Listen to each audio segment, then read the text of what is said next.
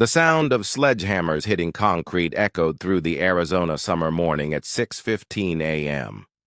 David Brennan, a 42-year-old civil engineer and recent widower, stood in his backyard watching the demolition crew systematically destroy his pool, the same pool where his late wife Michelle had spent her final healthy summer. The same pool that Karen Westbrook next door had declared a neighborhood amenity her children had a right to use. For 8 months, David had endured her entitlement, her trespassing, her demands. He'd tried reasoning, calling police, even building a fence. Nothing worked. So he did the only thing left. He removed the pool entirely. Karen had stood on her deck that morning, phone in hand, screaming that she'd sue him for emotional distress. David hadn't looked up. He'd simply smiled and told the foreman to keep going. Because what Karen didn't know was that David had spent 3 months preparing for this moment, and her lawsuit was about to become the worst decision she'd ever made. Before we dive into how David turned Karen's lawsuit into her complete undoing, if you love stories where entitled neighbors finally face reality and justice is served with precision, hit that like button and subscribe. Now, let's see exactly how this unfolded. This is a story in 3 parts: the violation that pushed a grieving widower past his breaking point, the confrontation where a civil lawsuit became a masterclass in legal destruction, and the resolution where entitlement met engineering precision. David Brennan had installed that pool in 2019, the year before cancer took his wife. Michelle had wanted one final summer of normalcy, of watching their teenage son swim with friends, of pretending everything was fine. After she passed in March 2023, David kept the pool maintained as a memorial. He'd sit by it some evenings, remembering her laugh. He never imagined it would become a battleground with the neighbor who moved in that May. But Karen Westbrook had different ideas about property rights.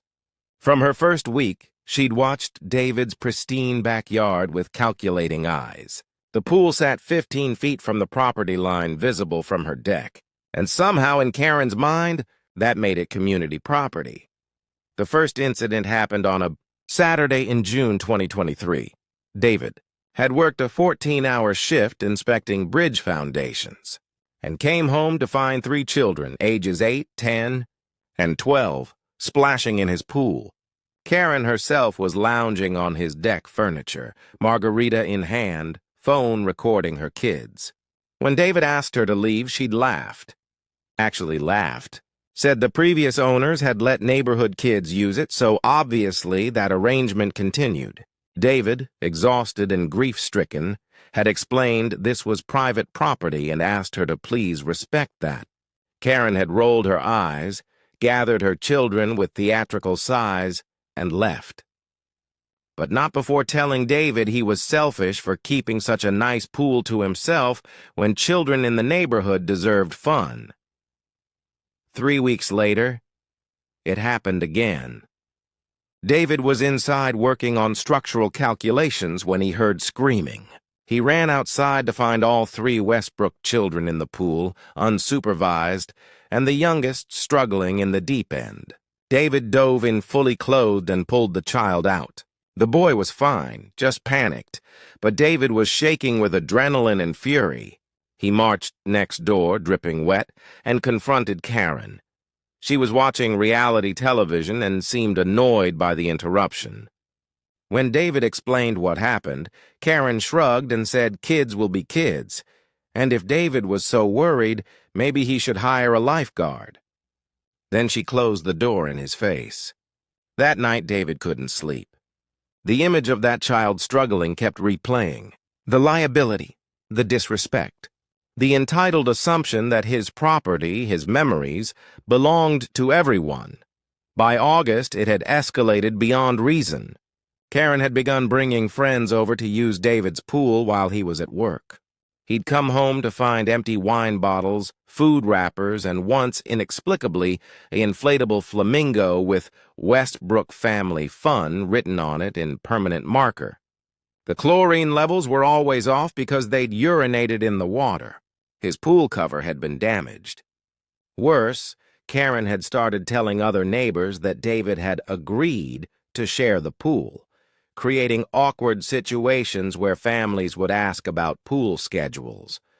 David had tried everything reasonable. He'd called the police 3 times. They said it was a civil matter unless he caught them in the act. He'd sent Karen a certified letter demanding she stop trespassing. She'd texted back a laughing emoji and said lawyers were for people with real problems. He'd even built a 6-foot privacy fence in September, spending $8,000. Karen's response was to boost her youngest son over it while filming and posting to social media about mean neighbors who hate children. The breaking point came in October. David's sister had visited from Seattle, her first trip since Michelle's funeral. She'd wanted to see the pool, to remember her sister-in-law. David came home early to find Karen and 6 children, hers plus 3 others, having a full birthday party in his yard. They'd climbed the fence, brought a cake, and decorated his property with streamers. His wife's memorial plaque, which he'd mounted near the pool, had frosting smeared on it. Something inside David went cold and calculating. He walked inside without a word, opened his laptop, and began researching. If Karen wanted to play games with his property, he'd show her what happened when you pushed an engineer who understood structural systems, property law, and exactly how to make problems disappear. He spent that night making calls, requesting permits, and designing a solution Karen would never see coming. The pool that she thought she had a right to was about to cease to exist. And when she inevitably sued him, he'd be ready with something much worse than a defense. The demolition began on November 7th at 6 a.m. David had hired Precision Demolition, a company that specialized in pool removal and backyard restoration. The crew arrived with excavators, jackhammers, and a dump truck. By the time Karen stormed into her backyard at 6:20, still in her bathrobe, the pool deck was already fractured and the shallow end was being broken apart. She stood there screaming about property values, about her children's rights, about emotional distress. David was standing with the foreman, reviewing the engineered drainage plan he'd designed to ensure proper grading. He didn't even look at her, just calmly told the foreman to proceed. Karen's voice reached a pitch that probably violated noise ordinances as she shrieked that this was illegal, that she'd call her lawyer, that David would regret this. David had simply smiled and said he looked forward to hearing from her attorney. By noon, the pool was completely demolished. By 4 p.m., the hole was filled with engineered soil compaction. By sunset, David stood in a flat backyard with new sod ready for installation.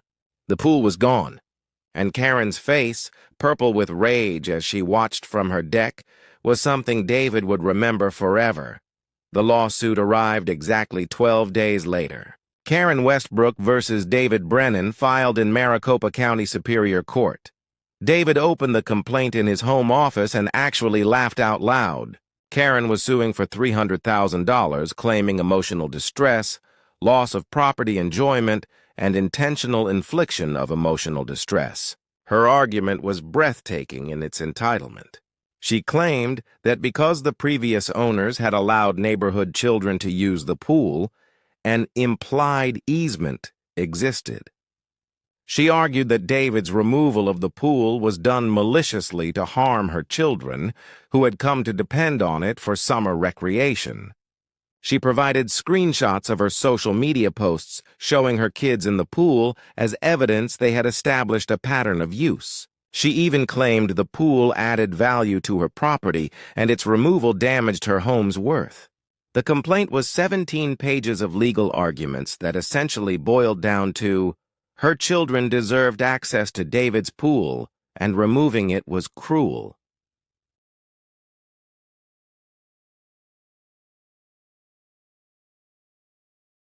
David called his attorney, Marcus Chen, a real estate litigator who specialized in property disputes. Marcus read the complaint and was silent for a long moment before asking if David had documentation of everything. David smiled and opened the file he'd been building since June. Police reports from his 3 calls about trespassing. Photos time-stamped from his security cameras showing Karen and her children climbing his fence on 47 separate occasions. Copies of his certified letters demanding she stop. Screenshots of Karen's social media, posts where she bragged about using the neighborhood pool and made disparaging comments about David. Text messages where she'd called him selfish and claimed children had rights to recreational spaces. Receipts for the fence she'd encouraged her children to climb. And most importantly, a video from the birthday party where Karen could be heard telling another parent that David had no choice but to share because it's just a pool. Marcus whistled low and said this wasn't a lawsuit, it was a gift. Because Karen had just given them grounds for a countersuit that would destroy her financially, David didn't just file a response. He filed a counterclaim for harassment, trespassing, intentional infliction of emotional distress, and violation of Arizona's stalking statutes. His complaint detailed every incident with clinical precision. Each trespassing event with date, time, and photographic evidence. The near-drowning incident with the police report he'd filed afterward. The damage to his property with receipts for repairs. The emotional toll of having his late wife's memorial space violated repeatedly. Expert testimony from a civil engineer, David's colleague, about the liability risks Karen created by using a pool without permission or supervision. And the centerpiece, Karen's own social media posts, where she'd publicly documented her trespassing, encouraged others to do the same, and made posts mocking David for being selfish with his toys. Marcus had smiled when he filed it and told David that sometimes the best defense is letting someone hang themselves with their own rope. Karen had provided all the rope they needed. The discovery phase was brutal for Karen.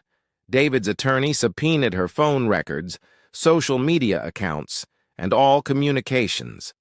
They deposed Karen for 7 hours, during which she contradicted herself repeatedly and at one point actually argued that property rights shouldn't apply to recreational amenities in residential neighborhoods. Her own attorney, a solo practitioner who'd taken the case on contingency, looked increasingly horrified as the deposition progressed. They deposed her children, who admitted their mother told them it was okay to climb the fence because Mr. Brennan was being mean. They subpoenaed other neighbors, who testified that Karen had tried to recruit them to pressure David into keeping the pool. One neighbor testified that Karen had suggested they all pool money to sue David before the demolition. The paper trail was devastating. And then David's attorney did something brilliant. He filed a motion for summary judgment, arguing that no reasonable jury could find for Karen because the undisputed facts showed she had no legal right to access David's property, had trespassed repeatedly despite demands to stop, and had filed a frivolous lawsuit in retaliation for David exercising his property rights. The hearing was set for February 14th, Valentine's Day. David sat in the courtroom in a tailored suit, every document organized in color-coded binders. Karen sat with her attorney, who looked like he wanted to be anywhere else.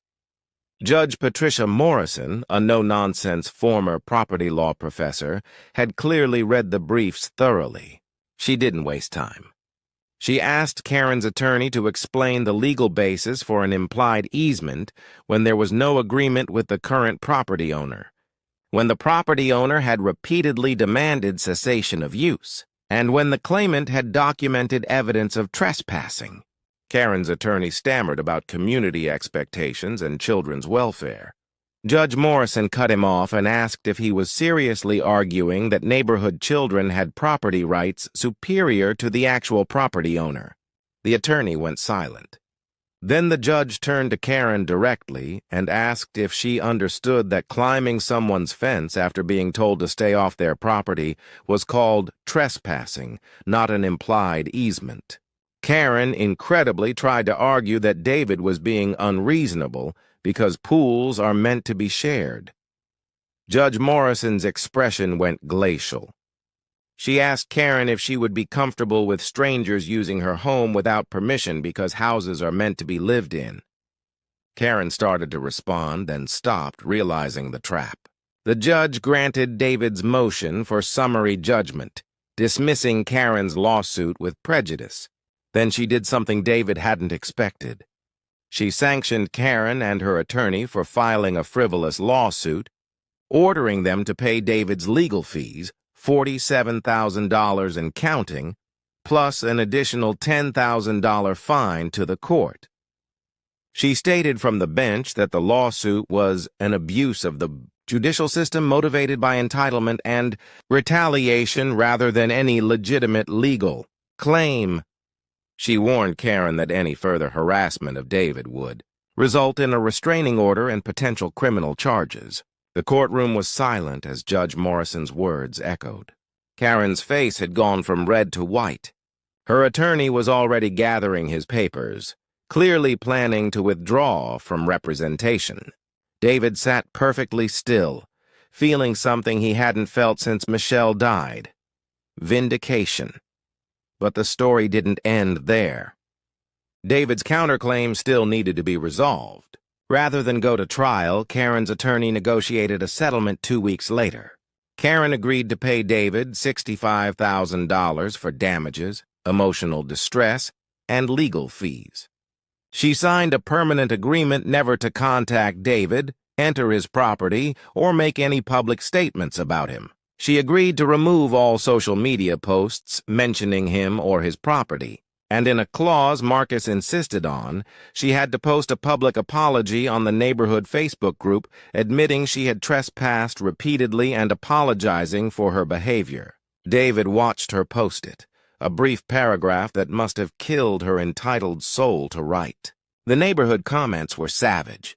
Turns out, Karen had alienated most of them with her behavior, and several neighbors admitted they'd been afraid to confront her. One family thanked David publicly for standing up to her. Another mentioned Karen had tried similar tactics with their trampoline. The financial consequences hit Karen hard. David learned through neighborhood gossip that she'd taken out a home equity loan to pay the settlement. Her husband, who worked in pharmaceutical sales and apparently had no idea the extent of her behavior, was reportedly furious. They'd put their house up for sale by March and moved in May. David never saw her again. Her children, he heard, were mortified when the story spread through their schools. The oldest had been accepted to a private high school and had the acceptance rescinded when the administration learned about the lawsuit. David felt a moment of sympathy for them. They were children caught up in their mother's entitlement. But then he remembered the youngest boy's smirk as he climbed David's fence, and the sympathy faded. Actions have consequences. Lessons have costs. 2 months after the settlement, David sat in his backyard on a warm April evening. The space where the pool had been was now a landscaped garden with native Arizona plants, drought-resistant, beautiful, and requiring minimal maintenance. He'd installed a memorial bench with Michelle's name and dates, surrounded by her favorite desert marigolds. His sister visited again, and they sat together in the peaceful space, finally able to remember Michelle without the taint of Karen's violation. The Westbrooks' old house had new owners, a retired couple who'd introduced themselves politely and respected boundaries. David's son, now a college freshman, had come home for spring break and thanked his father for handling the situation. He'd admitted that coming home and seeing strangers in the pool had made him angry because it felt like they were erasing his mother's memory. David hadn't known. The conversation had helped both of them heal. David had learned something through the ordeal. That sometimes people mistake kindness for weakness, grief for vulnerability, and restraint for inability to fight back. Karen had seen a widower alone in a big house and assumed she could take what she wanted. She'd mistaken his initial patience for acceptance. What she hadn't understood was that David was a civil engineer who solved structural problems for a living, who understood systems and leverage points, and who had spent months of grief learning that some things, like pools, like memories, like peace, aren't worth keeping if they cause more pain than joy. He'd removed the problem at its foundation, literally and legally. And when Karen had escalated with a lawsuit, she'd handed him the blueprints to dismantle her case and her credibility with the same precision he used to design bridges. As the sun set over the desert landscape, painting everything gold and crimson, David sipped coffee from Michelle's favorite mug and felt something close to peace. The garden was quiet except for evening birds. No splashing, no screaming children, no entitled neighbor demanding access to his grief, his property, his life. Karen had claimed her children deserved his pool. The court had disagreed. And sometimes justice, whether served through demolition or litigation, was equally satisfying when you watched entitlement crumble under the weight of reality. Across the country in Portland, Oregon, Margaret Torres, a 55-year-old immigration attorney and grandmother, stood at her property line facing her new neighbor. The man had just informed her that her chicken coop violated his aesthetic standards, and he'd be filing HOA complaints until she removed it. Margaret had smiled, the same calm smile she used in federal court, and pulled out the folder containing the original 1978 HOA bylaws she'd researched. Bylaws that predated any livestock restrictions and were grandfathered in. "Please," she'd said quietly, "file as many complaints as you'd like. I'm very interested in how the HOA will respond when they learn you've been running an unlicensed car repair business out of your garage in violation of actual enforceable ordinances." The neighbor had gone pale. "But that's a story for another time,"